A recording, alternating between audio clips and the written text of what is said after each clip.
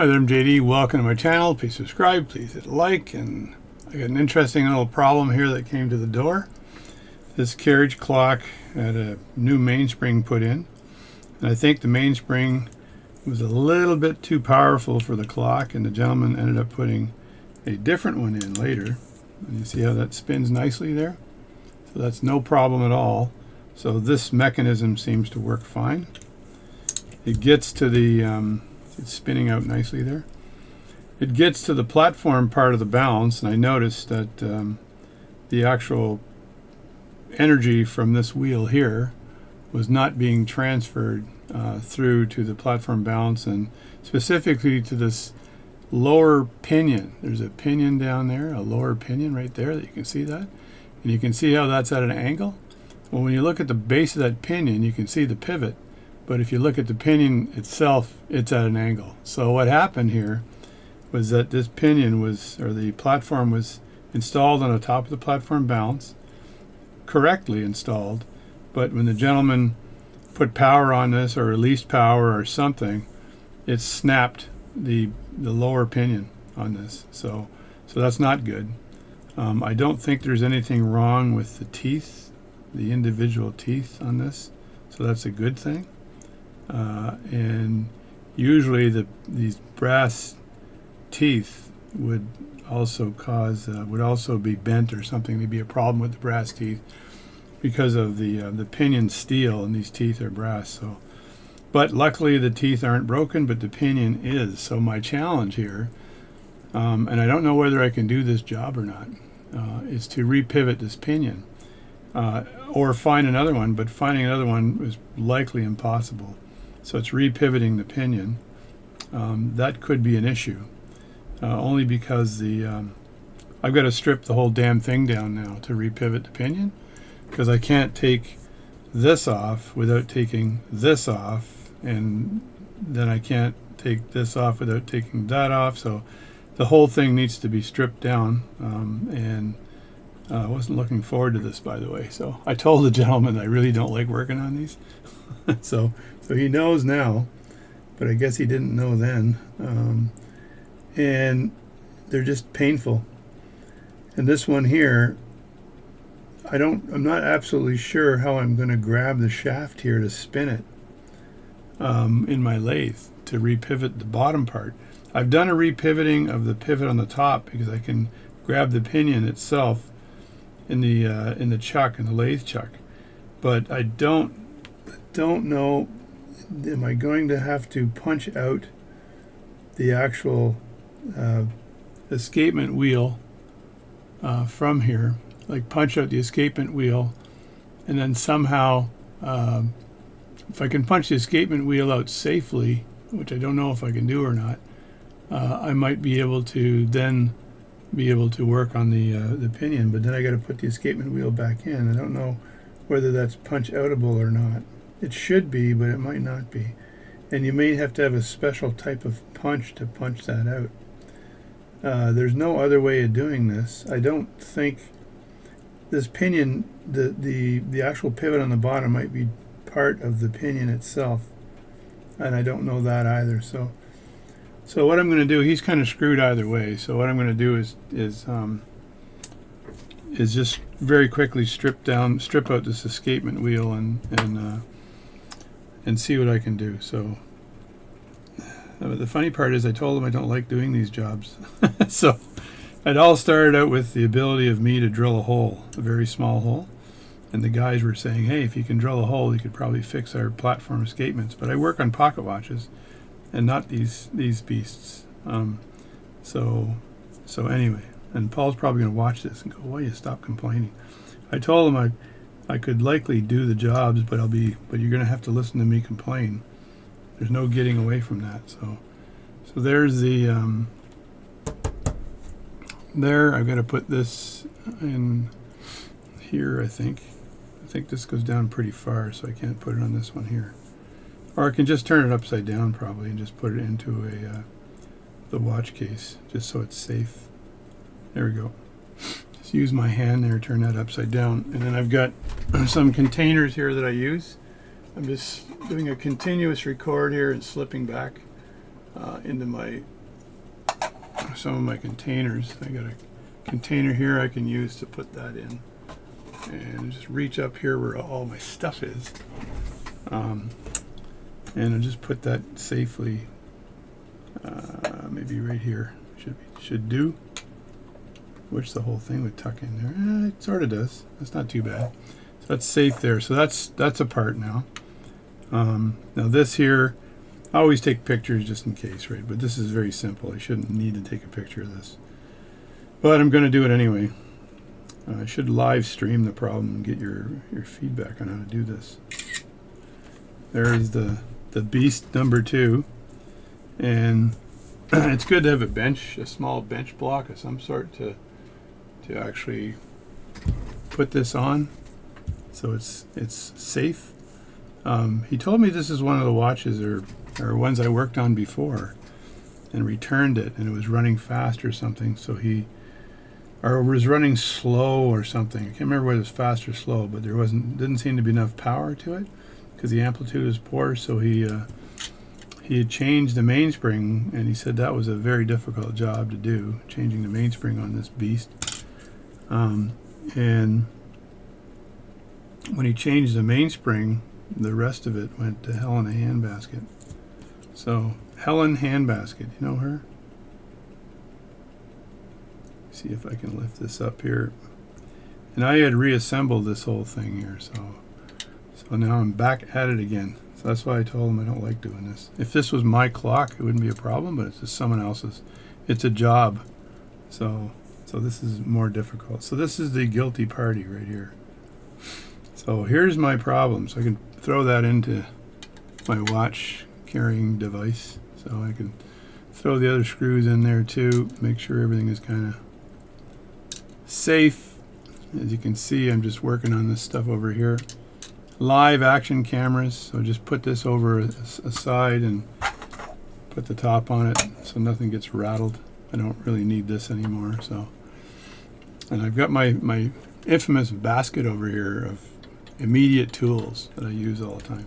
So here's the guilty party, and if you look at that, you've got the escapement there, and if you flip that around, as you can see, the pivot is snapped off that escapement, snapped off the back end of this where the pinion is. So the thing is, I don't know whether the pinion and the pivot were one thing, right? So the pinion was part of it or not part of it. But I'm going to have a quick look at this underneath my stereo microscope to see whether this can be separated at all, whether I can perhaps pull off the wheel here and then put it back on after. So, but I'll take a picture of this right now so I don't lose the image of how it's installed. Always a good thing to do, folks. Take a picture. I'll send this to my friend Paul, and he can have a look at what that problem is, because it's pretty obvious when you look at it. It's pivotless. What's kind of funny, in a non-funny way, is that the other pivot, it was sticking through the base here. See that pivot? So that's the pivot. I might be able to use that from a depth perspective, or how far down this thing needs to go. So I just push that pivot out. Is that going to come all the way out? Not sure. I got to grab it or something, or just use a wire or something and poke it out. I'll just see if I can poke it out with a needle. I got a couple needles here that are on vice grips, so I just poke that out with a needle. Maybe that's out, maybe it isn't, and then I can understand whether this is reusable. Yeah, it's still in there. I'll get it out. So just maybe use Rodico to grab it quickly and pull it out the other side. Rodico is man's best friend. It's probably woman's best friend too. I don't know. If your women are watching this by some accident, there's women out there watching this video. Let me know whether Rodico is also women's best friend. This is so exciting. It's going to kill you. I'm just trying to press this Rodico onto the pivot and then kind of see if I can push it out. If not, I can use a pin vise. I got pin gauges rather that that are at least the size of this set. Oh, is that it there? I think that's it right there. A little piece on the jobby do on the knobby. I'll be able to tell by looking straight down into that hole. And oh my God, that's it. So I'll have to use a pin gauge anyway to measure the hole size here. But I'm very curious. There's the guilty pivot right there. Look how small that thing is. Good God. It doesn't need to be that small when a new one is made, if I'm able to make a new one. There it is right there. Come on, fall.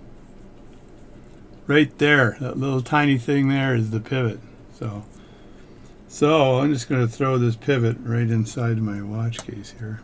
I'll never need to use it again, but I'll throw it in there anyway. And again, I'm not sure if how I can grab this. Perhaps this will come off. I'm not sure. It looks like it's on pretty damn good.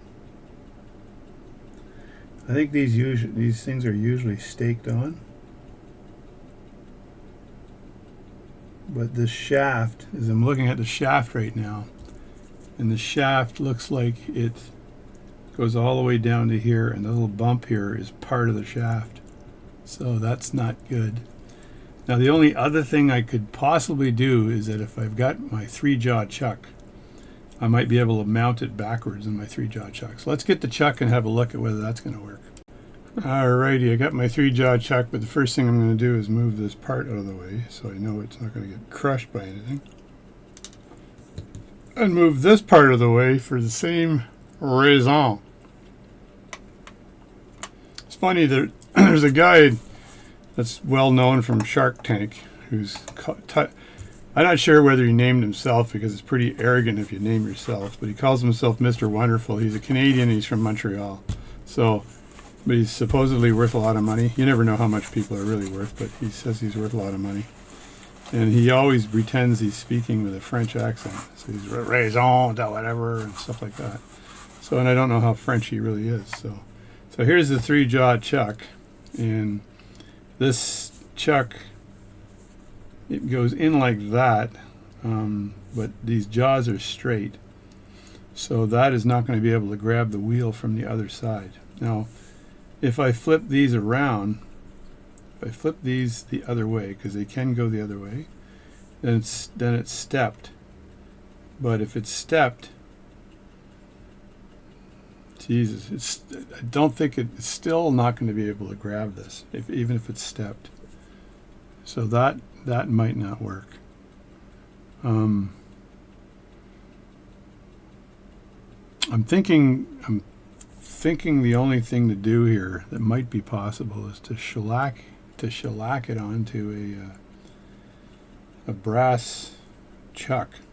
So I'd have to find, I think I have something like that, but I'd have to find it, because if I shellac it on the brass chuck, then I might be able to spin the wheel, and you just melt the shellac later, or just put it into alcohol and the shellac will go away. But if I take this here wheel and I shellac it onto a big chunk, maybe I can do that, right?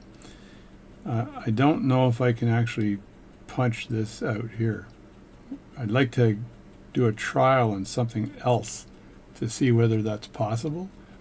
I do have some other escapements, but not like this one here. I've got another one from a similar carriage clock platform balance that I got from somebody a while back. It has a similar escapement here. I don't think it's the right size. If it was the right size, I could just use this. Maybe I can, I don't know. Like steal it from here. But I think looking at it from the side, like eyeballing it from the side, it looks like it's a little bit longer. And it is. Yeah, it's a little bit longer than this one. And I think the diameter is a little bit bigger as well. I can tell it's longer by looking at the leaves. It's fatter too. I think the actual leaves here are fatter, so it's a bigger platform is what it is. So, but I don't want to ruin that just for the sake of trying to put that in. But the theory I had was that I'd be able to take this and somehow grab it this way and be able to work on it sort of backwards, right? Like that. Which I don't think it's possible. So the 3-jaw, the Sureline 3-jaw chuck ain't going to do it for me, I don't think. So maybe shellacking it might work. Or if I'm able to get enough of a grip on the tip with a, if I can get enough of a grip on the tip with my lathe, with my collet, and I can have that between that and the lathe dog, then I might be able to drill the hole. So then the second part of the trick is to make sure is to drill the hole big enough to put in a pivot. But then usually when you're putting the pivot in, you're once I get the hole done, I have to put the metal in like that to pivot, and then I have to flip it around and then somehow chuck it up again to finalize the graving of the pivot. So this thing is a bitch of a problem. So I don't know if anyone out there watching this can give me a hand, like Mark. Maybe Mark, can you tell me what the hell to do here? Even if I punch the escapement wheel off, it still has, I believe, the little nubby on the end is still part of that, right? Escapement wheel. Normally they would just go to the dealer and get a new part and put the new part in, right? So I'm just really trying to think out of the box here on how to do that. Now I have my lathe. I got a lathe that's got the tailstock is also a collet holding tailstock, so there's some possibilities there, but this is all. I'm gonna think about this and I'll be back. This might be the whole video, by the way.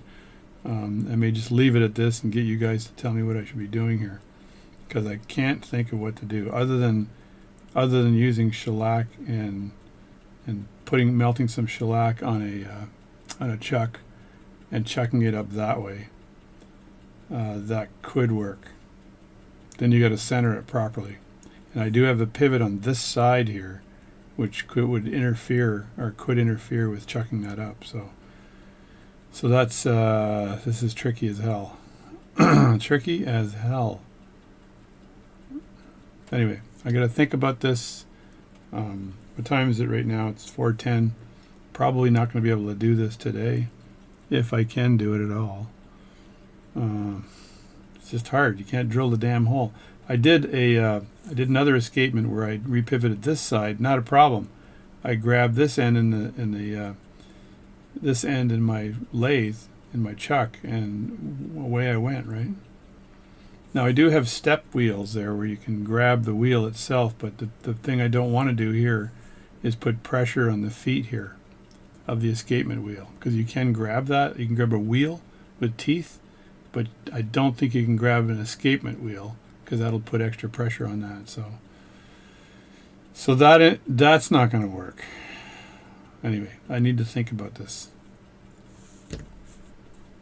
JD here anyway. Thanks for watching this video. I'm going to publish this thing, because if I figure this out, it'll be a completely other video.